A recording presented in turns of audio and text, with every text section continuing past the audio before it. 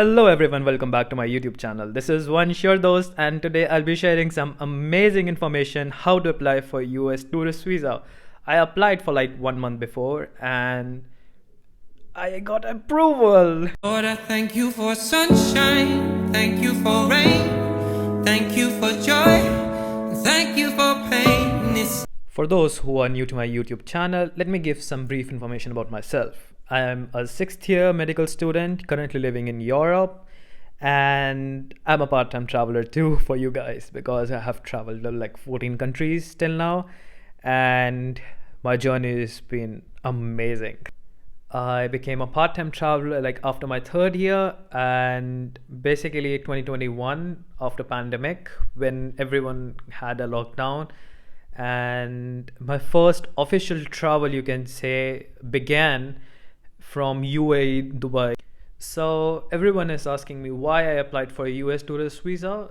It's because I have an Indian passport which is lower ranking, to be very honest, for everyone, and secondly, the US travel visa give me opportunity to travel like more than 50 countries till now. One more benefit for applying tourist visa of US is you can apply more visas like UK visa, Schengen visa, because they are looking for a strong valid visa, and if you're having a US tourist visa in your passport, you are more likely to get more visas out of it. Okay, so let's get back to where we started. How to apply?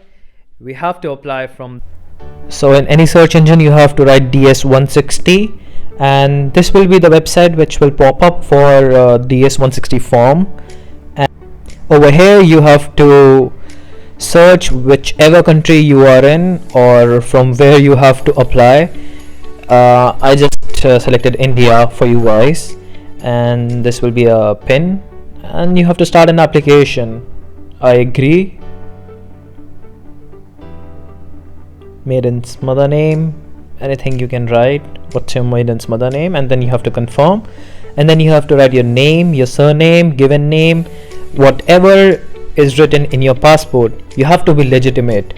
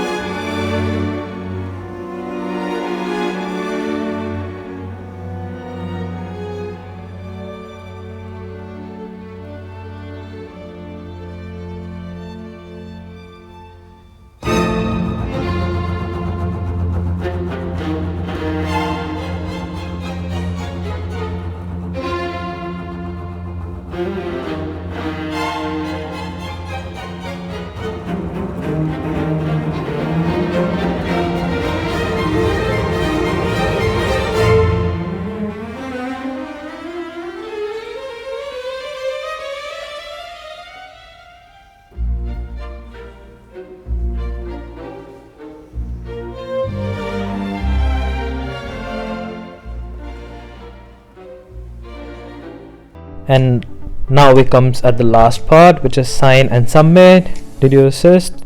No.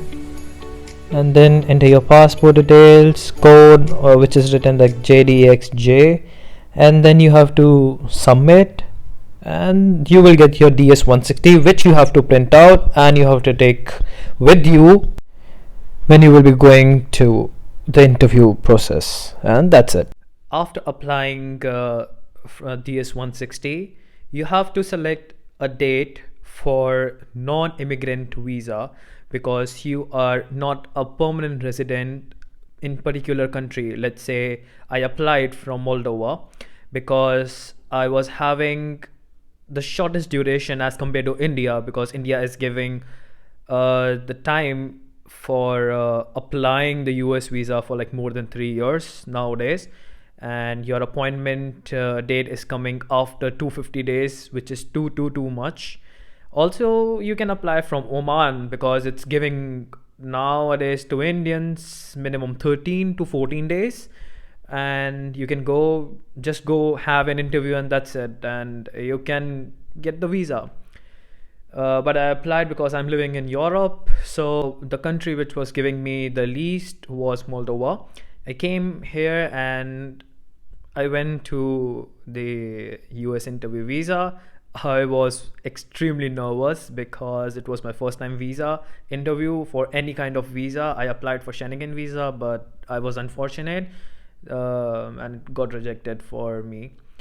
But nevertheless, I applied for this visa and I was pretty much sure because I am good in interviews and I was pretty confident that I can apply for a visa because I have a good travel history now. So after filling DS 160 form and getting my appointment, I paid $165. Now it's $180 because they have increased the prices of their DS 160 after September 2023, I guess, because there was an article and I was reading about it. So I paid $165 in the Mabe Bank, and after this, I was just waiting for my interview day. I went to the Chisinau embassy over here, and after that, it was a good procedure. Okay, so on that day, I was extremely nervous. I prayed. I called my parents that how my visa interview will be. They were like supportive, but they were like, "You have to get the visa because you have to travel to New York." So I went there, and everyone was very polite to me. And okay, so for the non-English speakers, you have to learn either Romanian. In Moldova, you had two choices over here, either Romanian or English. Okay, I don't know about other countries, but in India and Moldova, I just got to know. In India, you have to give your fingerprints on the one day, and on the next day or day before the giving your fingerprints, you will be get the interview timing. But in Moldova, it was like you just give your thumbprints and your fingerprints, and they will take your photo, which was like 5 by 5 centimeter, and in half an hour your number will be there. So they gave me a token and I was just waiting for my turn. Okay, I was waiting for like 30 minutes, but it was an eternity for me because I was watching each and every person who was like ahead of me, and they were like 40-45 people, and only 3 out of these 40-45 people got approved. And why, I'll give you my reasons. Okay, for Moldovan and Romanian citizens, I would love to let you know that please, please, please do not speak in Romanian while giving interview. I was waiting for my turn, and these 40-45 people, one middle-aged, like 30 to 50, 60 years of old, and everyone was like speaking in Romanian except like 4 persons, including me, I'm telling you. And we all got the visa because we were speaking in English. Okay, they had some other reasons, like someone was, I guess she was organized with some of the church group. One was like going to marry in America or something like that. It was similar to like that. One was like extremely old age. It was like more than 70 years old. I could see him, and he was like more than 70 years old, and he got the visa, though he was also speaking in English. And okay, and me, it was my turn, and I was also speaking in English.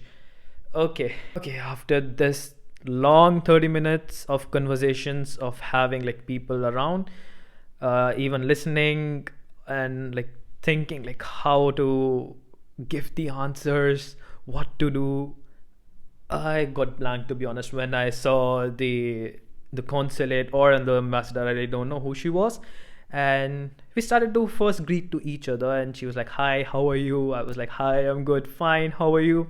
And she was like, "Yeah, I'm good, thanks." And she started to ask me like, "Why do you want to go to New York?"